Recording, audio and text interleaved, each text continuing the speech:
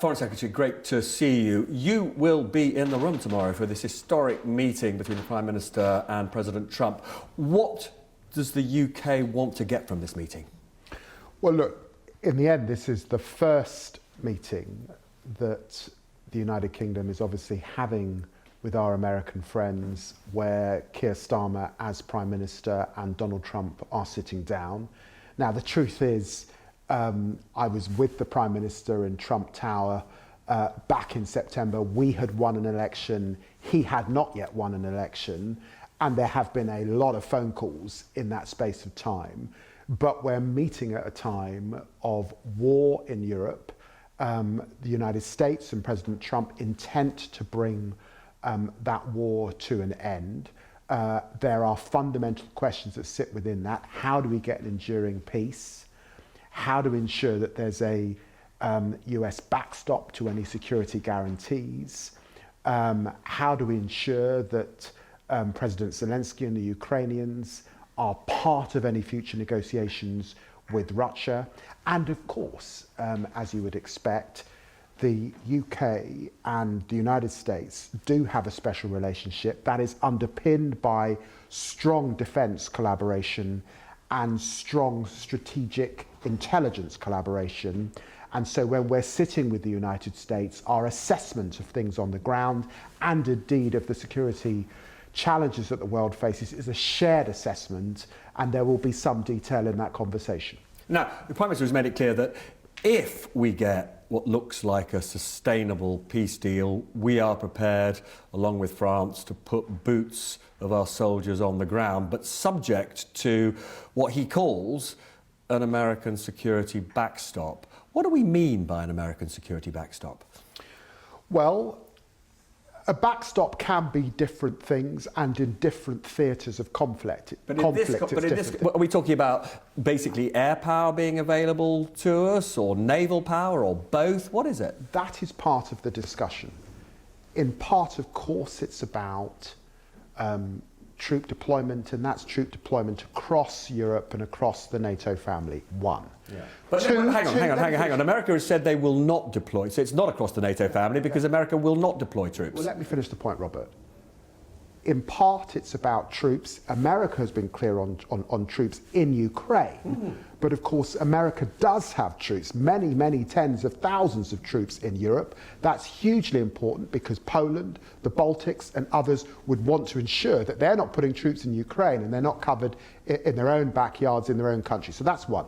Two, yes, of course, it's about air defences. Three, it's about economic power and sanctions snapback. It's also about kit and military kit. For example, I think General Kellogg has talked, he certainly said this in the Munich Security Conference, it could be about ensuring that you have firepower, not necessarily in Ukraine, but around Ukraine that you can utilise if that tripwire is crossed, if security guarantees are breached. So there's a complexity to that, and yes, we will get into those sorts of discussions over the course of the next 48 hours.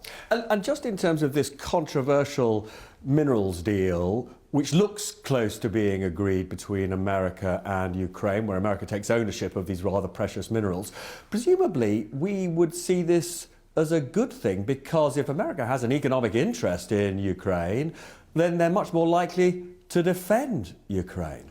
Well, we signed a 100-year partnership with Ukraine. It's a unique document. It's based on British business, British industry, defence capability, drone capability, people-to-people links over the course of the next 100 years. And in fact, when I was sat down with President Zelensky a couple of weeks ago, I said to him, mirror this with the United States. So this is a good thing that's being negotiated. It's most definitely a good thing, because in the end, if US interests are on the ground in Ukraine, then that is the best security guarantee that the Ukrainians can have. So I do hope they get that deal over the line in the next few days. And just finally, in terms of our red lines, if a peace deal were to involve transfer of sovereignty over what is currently Ukrainian land to Moscow, could we agree to that? Well, that is not a decision for the UK. That is a decision ultimately for the Ukrainians and President Zelensky. Can you see any world in which he would agree to that? We will support Ukraine and President Zelensky in these discussions going forward. In the end, this is a negotiation. Both sides will have red lines in that negotiation. And we are very, very conscious in Europe that this is not just a negotiation for Ukrainian sovereignty and territorial integrity. Europe has an interest here because Putin has a history of coming back for more unless he sees strength. And that's why this always comes back to both the security guarantees and indeed the irreversible path to NATO that we believe must remain on the table. Now, I want to take us on to the increase in defence spending. You must be thrilled that the US Defence Secretary Pete Hegseth has made some really positive statements about that increase in defence spending, but we're paying for it by a 40% reduction in the overseas aid budget. You must be shattered to see that overseas aid cut. Well, look, this was a very difficult decision, and of course I'm saddened that we have had to reduce our development budget. But let's be clear, this was not an ideological decision in terms of development. This was a hard-headed decision in terms of the arsenal and the family of foreign policy and defence that you would expect a P5 nation like the UK to deploy at this most difficult of times. And what do I mean by that? Well, I think the best way to see the United Kingdom as a permanent member of the UN Security Council over the last 75 years is to see this as an accordion. You've got foreign policy, you've got diplomacy, you've got development, and you've got defence. And over that 75 years, actually it comes in and out. And what we are doing here is saying that hard power matters. It matters with war in Europe. It matters when the US clearly is focused on the Indo-Pacific, and we have to do more in terms of burden sharing, and it matters for global security. And so this is not a departure, if you like, from foreign policy. Development is a tool within that foreign policy. And I might say too that we will still be spending £9 billion in 2027 on development. We will still be amongst the top 7 nations on our development spend. But maybe half of that will be on housing asylum seekers in the UK. It is not the soft power with the rest of the world that... I mean, only 2 weeks ago, Foreign Secretary, you said that it would be a strategic mistake to cut the aid budget because that would leave China more or less on its own, deploying these resources across the world and building up its influence. Robert, this is a serious point.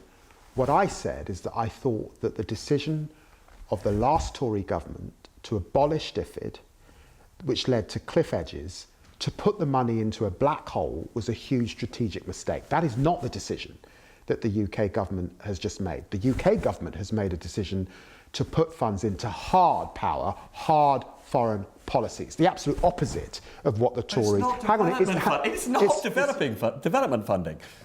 What keeps the world secure in the end? The deterrent. And let's be clear, Ernest Bevin and Attlee, after the Second World War, made a decision to rearm Britain after the Second World War. They took money from the NHS, they took money at that time from opticians and dental services to put into hard power. It was a Labour government that did that because they understood that there's a family of things that the UK deploys across our foreign policy portfolio. We will still, of course, be committed to development. We will still be spending money in Ukraine, in Gaza. But it's a fraction of what we were spending. It's not I don't think it's a fraction. £9 billion, and amongst the top... It's a fraction. Well, you're cutting it by 40%. I mean, it's just, this is language. This is a fact. Robert, we will remain amongst the top 7 spenders in development in the world. We will still be committed to humanitarian... But we were a world leader. Let me finish the point. We will still be committed to humanitarian spend in Ukraine, in Sudan, in Gaza, most specifically. We will still be spending money on climate. We will still be spending money in North Africa. We will not be spending as much, of course, because at this strategic time, where we can all see that we're living in a dangerous world, we cannot leave the arsenal bare in terms of defence. And the first obligation of any country is the security of its citizens, and of course our responsibilities as global security, and that does mean, of course, the nuclear deterrent.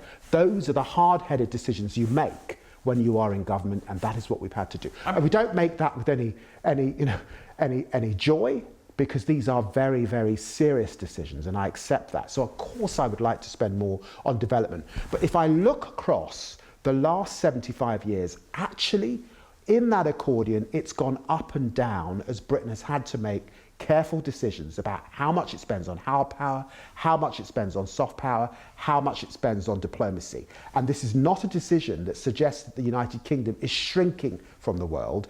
This is a progressive, realist decision that means the United Kingdom is making a realist assessment of the world as it is, not as we would wish it to be. Yeah, but I still, I read your speech outlining your progressive realist agenda, which you gave only a few weeks ago, and the kind of soft power that we've just been discussing that's been cut was central to it. Now, you were told 72 hours ago this was a done deal, the budget was being cut. Was there a moment when you thought, the legs have been taken away from me, I've got to quit? No. Absolutely not. I set out in opposition that we would be in a progressive, realist place. I have argued within government and outside of government that we do have to increase defence spending. I think it's right the Prime Minister has made an assessment that we must get there faster and quicker. And in the end, we're spending 66 billion on defence today. We will be spending 77 billion by 2027. That is hugely important, but it's also important that this is not an ideological retreat from soft power, from development. There are other countries making that decision. That's not the decision that the UK is making. We still have an ambition to get back to higher spending on development. We will still be amongst the top 7 nations in the world on development. And the Western alliance of families, alongside Germany and France and others, is still a big spender on development. We're still committed to the multilateral system. We'll be paying into the multilateral system in relation to our development spend. We will still be supporting many of the poorest people in the world. But the poorest people in the world suffer when there are poor decisions made about defence spending. They've suffered as a consequence of war on Europe, and they would suffer more if there were more conflict on the European continent. Poor people suffer when you don't commit to the deterrent, which kept the world safe after the Second World War. Those are the hard-headed decisions that any serious foreign ministry, any serious defence ministry and development make at this very tough geopolitical time. Now, obviously, because it was in your manifesto, you were committed to increasing defence spending, but you didn't in your manifesto say when we would reach this new level of 2.5%. You've only accelerated it because Trump's in the White House and the Prime Minister's going to see him. No, I mean... You've accelerated. The Prime Minister more or less accepted that yesterday, that the acceleration was because of Trump being there. The acceleration is because of a hard-headed judgment of the US and their obligations in the Indo-Pacific, a hard-headed judgment of UK leadership within NATO, and we will be now the second biggest spender on defence in NATO. That's hugely important, our leadership role in Europe. And yes, of course, that has accelerated now that the Americans... Because you want to be able to tell President Trump on Thursday that we're there in a credible way. It's not because of what we want to be able to tell President Trump, but obviously, clearly... Come on. You can't believe that. The American people made a decision in November to elect President Trump. He ran on a manifesto. He's now implementing that manifesto.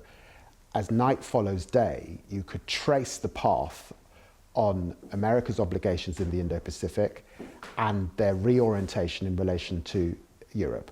That does mean that there's a response in the United Kingdom, and it has been a judgment. That judgment has been in the last few weeks that we need to go quicker and deeper in the UK, and that's the right decision. Yes. And can I just ask on the related military decision about Chagos and the transfer of sovereignty there? The Prime Minister said in the House of Commons that the deal is with the US and you can't make a final, formal, detailed announcement until you've heard from the US.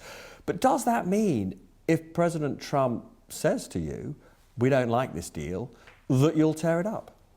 Well, look, in the end, Diego Garcia is a military base, and it has capabilities on that military base that we share with our, work together with our American friends. And I said before that on a military level and an intelligence level, we're very intertwined with the United States.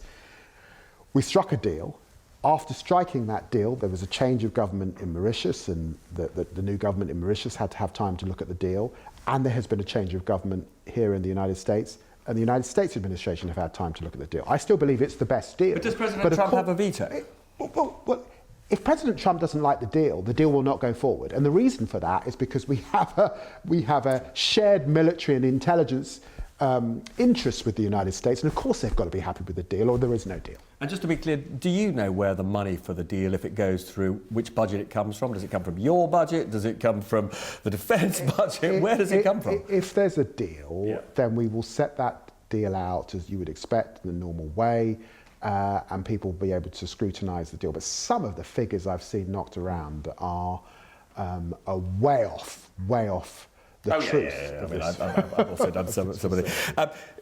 Now, on our programme, one of the things that we regularly do is sort of polling on which policies the public like. Now, it probably isn't a surprise to you, however much you're committed to overseas aid funding. The public like it when overseas aid funding is cut. They like welfare cuts, which we think we are going now to see.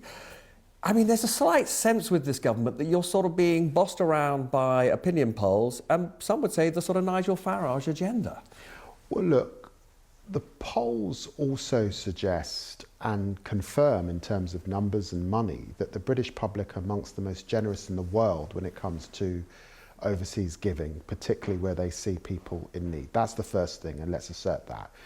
Quite rightly, the public does scrutinise where their taxpayers' spend is going, and quite rightly, I've said now for many, many years, we are going from being paternalistic towards some nations to being partners, and I'm very keen on partnership, particularly in the continent of Africa, and we're going from being donors, if you like, to investors. So there's a change going on in development anyway.